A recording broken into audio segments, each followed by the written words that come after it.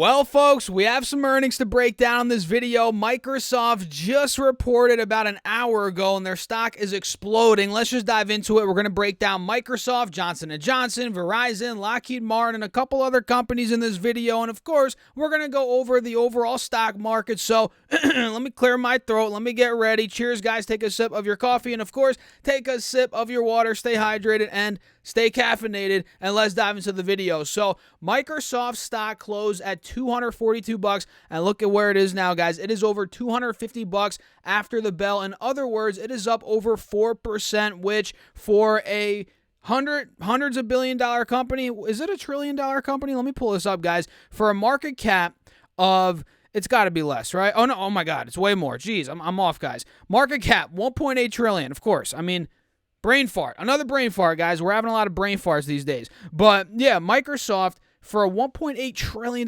company, a 4% move is massive. We're talking about billions of dollars. So they ended up doing $2.32 in EPS versus $2.30 estimated. So they beat on EPS, and they ended up missing ever so slightly on revenue. So mixed bag here in terms of EPS and revenue. Revenue came in at $52.7 billion versus $52.97 billion, so a little miss there. But they did return $9.7 billion to shareholders in share repurchases, meaning they're buying their own stock back, and in dividends in the quarter. That's a ton of money, guys. Almost $10 billion in, between share purchases, repurchases, and dividends in the quarter. And their cloud revenue, which you guys know Azure, right? Their cloud revenue is crushing it as expected. It came in at $27.1 billion, up 22% from a year ago, and the cloud revenue on top of that beat the estimate. And if we come here to the live news tab, we can see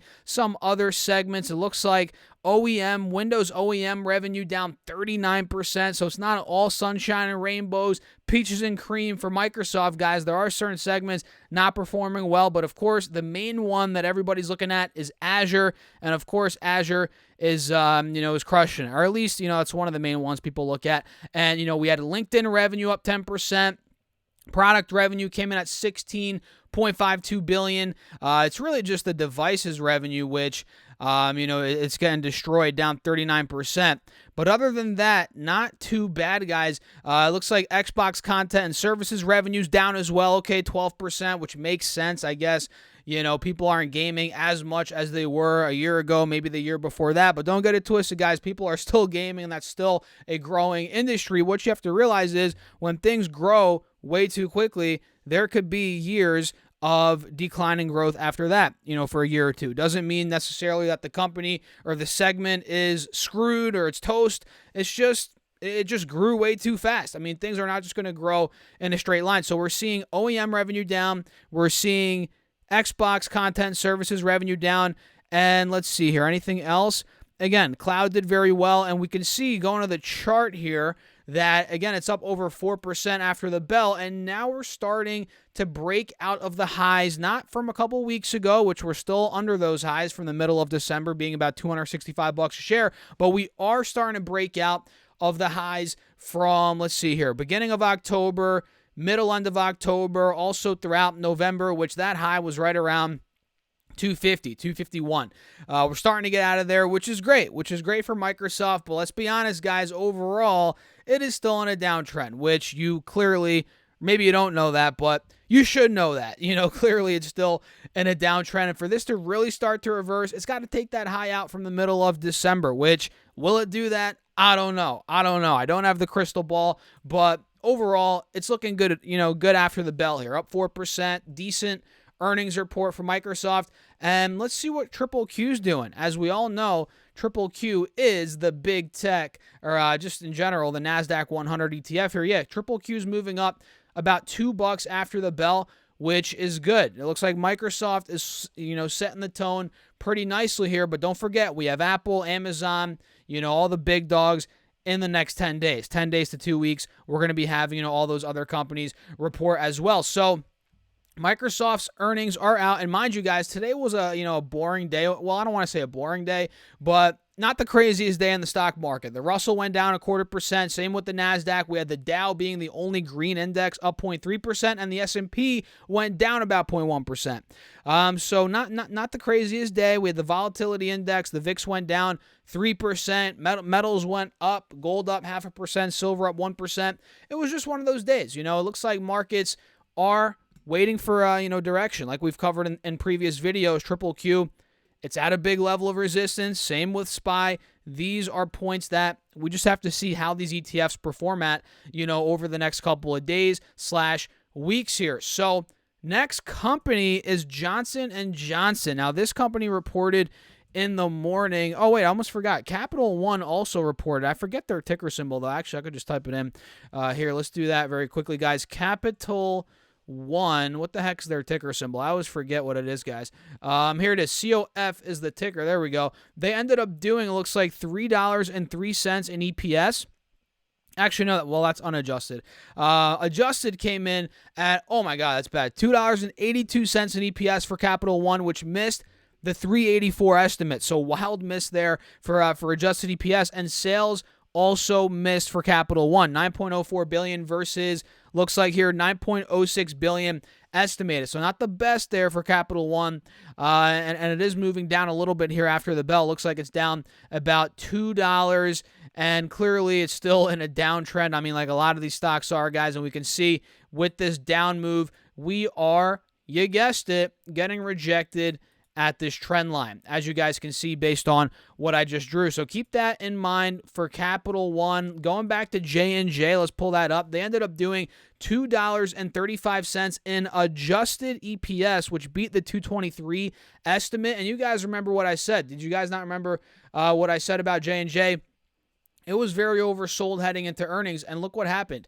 We actually got a huge pop this morning, and I mean, followed after the pop, we got the sell-off. But initially, when these numbers came out, we got the stock got very excited. Let's put it that way. This thing ripped from 165 all the way to 175 in the span of an hour or two.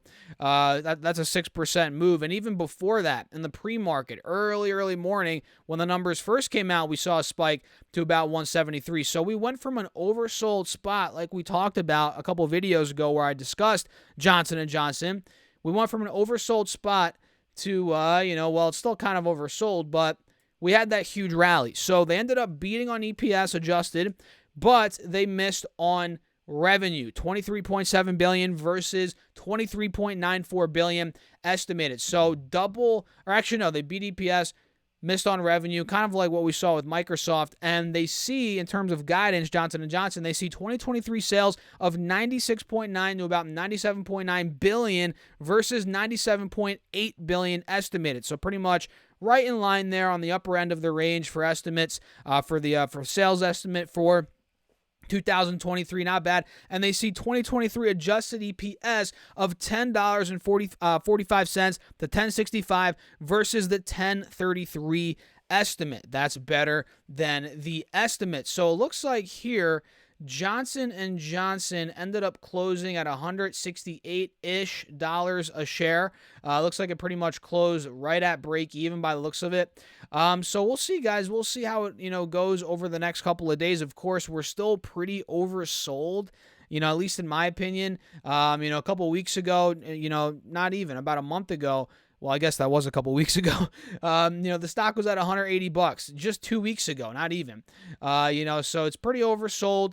Maybe we get the, pop, the continuation of this, little rally that we got today. Well, it sold off into close, but maybe we go back and retest that pre-market high. That's kind of what I'm looking at here on Johnson & Johnson. We also had Verizon, guys, not the sexiest of companies, but hey, Verizon, we still got to talk about it. They reported this morning EPS came in at $1.19, which came in line with the estimates on revenue of $35.3 billion, which beat the $35.14 billion estimates. So they came in line on EPS, beat on revenue, and the stock ended up spiking initially. It looks like to about 40-something, and it was pretty much flat throughout the rest of the day, right around $40, and it had a 2% green day, which that's not too bad. And if we pull up the 4-hour chart, we're noticing with today's earnings, it's still holding the uptrend. We're holding above $40, which is great. That was the high from about 2 months ago. The fact that we, got buying pressure at that point, we popped after earnings. That's a good sign. So Verizon, let's see if it can make a move, maybe to 42.50. Maybe we start moving mid-40s. That could be in the cards for this company here in the short term, in my opinion. But the second it breaks 40.38 on the downside, that's not going to be a good sign. But we're not doing that yet. We're still holding above $40. So not too bad for Verizon. We also had a Lockheed Martin this morning, guys, and they ended up doing, let's see here, $7.79 in EPS on estimates of $7.39, so they beat that by 40 cents, and revenue also beat $19 billion on the dot versus $18.27 billion estimated, so double beat for Lockheed Martin, and it had a pretty good day, 2% green day for the stock, and we can see the uptrend is clearly holding, higher low, higher low, higher low. Now we're popping towards the moving averages by the looks of it here on the 4-hour chart, which are right around 450 to about 475. That's where we could be playing here. And if we do break 475, guys, there could be even more upside on LMT. So this looks good. Trend is holding. Decent earnings report. Nice double beat. I'm not sure what guidance came in at for this company.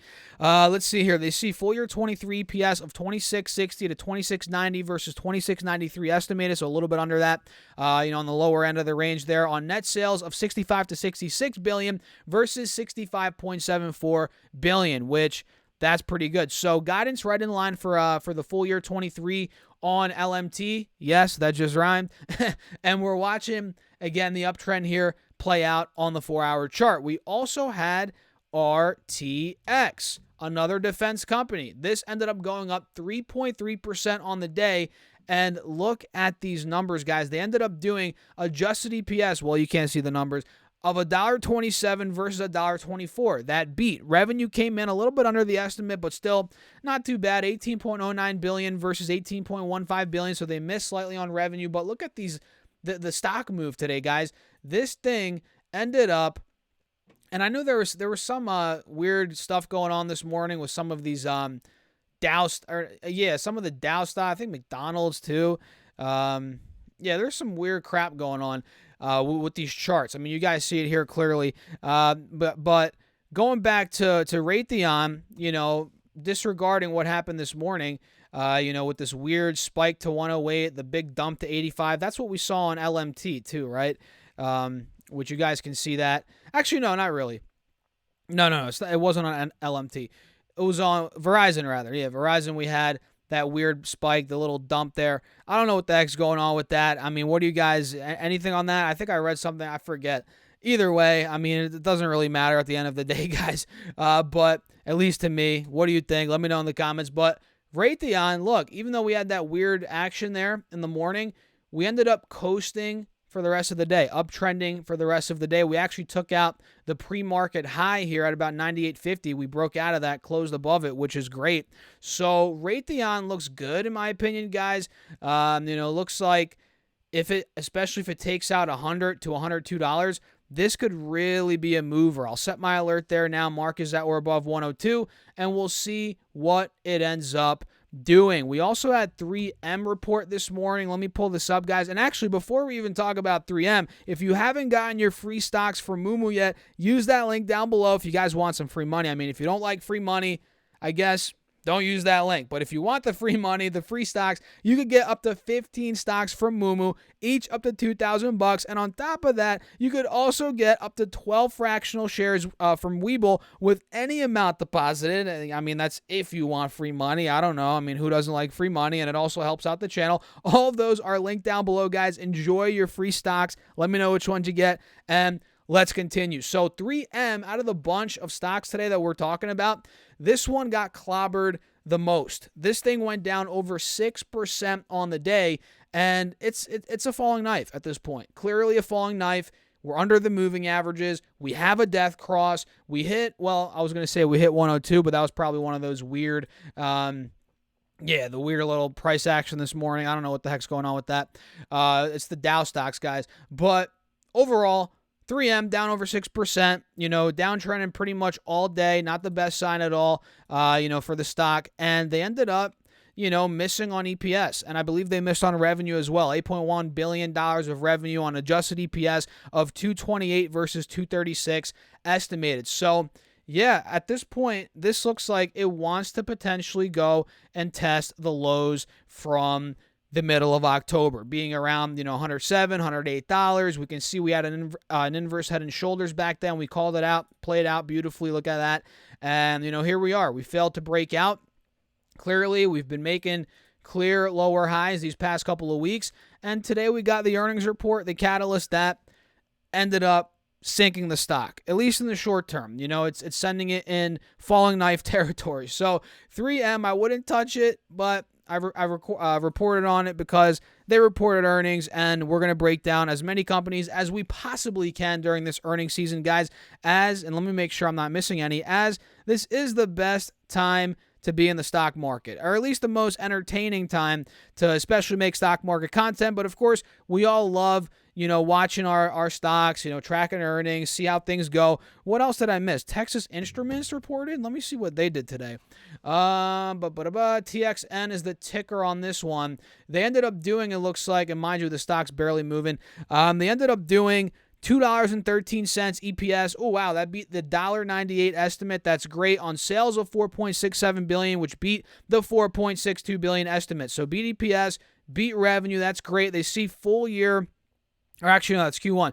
Q1 revenue of $4.17, about $4.53 billion versus $4.41 billion. That beat. And EPS of $1.64 to $1.90 versus $1.87. Not too bad there on guidance for Texas Instruments. And the stock is barely moving. I mean, it went down a little bit on the day. Now it's pretty much recovered all that after the bell, but it's barely up. It's up like 60 cents after the bell. So TXN, keep your eyes on it. And the last stock, if you guys stuck till the end, let me know in the comments. Say stuck till the end. Drop a money emoji. Just drop a comment. Let me know. I appreciate you guys as always. General Electric. You guys remember General Electric, the company that at one point was a lot bigger than it was today, or than it is today. And this is a lesson kind of in and of itself, guys. Companies that are at the top of the world at one point, 2 decades later, they could be, I don't want to say irrelevant, but not at the top. You've heard this before. The top stocks, the top companies that exist today, not saying they're going to go bankrupt in 20 years, but they're not going to necessarily be the same companies, or what am I? You guys know what I mean. The top stocks today in 20 years, they might not be the top anymore. GE back in the 90s or late 90s, look at this meteoric rise. I mean, oh my God. In the 90s, early 2000s, in the bubble, this thing was at $377 freaking dollars, guys. I mean, holy crap. And look at this, from 2000, we're talking 23 years ago now. This thing is down from $377 to $80. I mean, this thing is down 80% in the past 23 years. Now we're nitpicking the prices. Pretty much if you bought, guys, any time in the past 2 decades, you'd be down. I mean, unless you bought in the past year, 2 years, you'd be down on the stock. It's one of those. So yeah, GE did adjusted EPS of $1.24 versus $1.13 estimated on revenue of $21 billion versus $21.59 billion estimated. And the stock did go up a little bit on the day, up over 1%. And if you look at the 4-hour chart, the 4-hour chart looks great. It's uptrending. We're breaking out. We're above the moving averages. We have a golden cross. I mean, that's fantastic, but you got to peel the layers back. If you look at the yearly chart, let's pull the yearly chart up if it wants to load. Come on, ThinkOrSwim. If you look at the yearly chart, we're barely breaking out of the highs from about a year ago. And if we pull the 3-year up, you guys are going to see we're still technically in a downtrend. Same on the max chart if we just focus on, what's been going on the past couple of years. So GE, sure, it could continue to run, but it's one of those dying companies out there that at some point, I mean, it might, I don't want to say go out of business or anything like that. Maybe it will, but it might just continue to diminish. Maybe they'll get bought out by somebody. Maybe they will go out of business. I don't know what's going to happen. But the point is, the top companies today aren't necessarily going to be the top companies in 20 years. I mean, 20 years ago, 25 years ago, retail stocks were on fire. We obviously had the dot-com bubble. We had companies like General Electric, Intel. Look at Intel. I mean, this is another one that it's still a very good company for sure, but it is down a ton in the past 23 years. I mean, this stock was at $75 in 2000. Now it's at $30. I mean, it's been a lost 2 decades for Intel. I mean, it's down 63% in the past 2 decades, over 2 decades. That is not good at all. So I'll leave you guys with that. Let me know your thoughts in the comments down below. I'd love to know. As always, hit that like button. Make sure to subscribe to this channel and my second channel, Stocks Talks Money. Feel free to go check that out. Link down below, or just type it in the search bar. Make sure to get all your free stocks. Join Seeking Alpha if you want 50% off your first year. Awesome website, awesome platform, Seeking Alpha. Go check it out, guys. And feel free to check out my Patreon as well. All those are linked down below. And with that being said, I'll catch you in the next video. Peace out.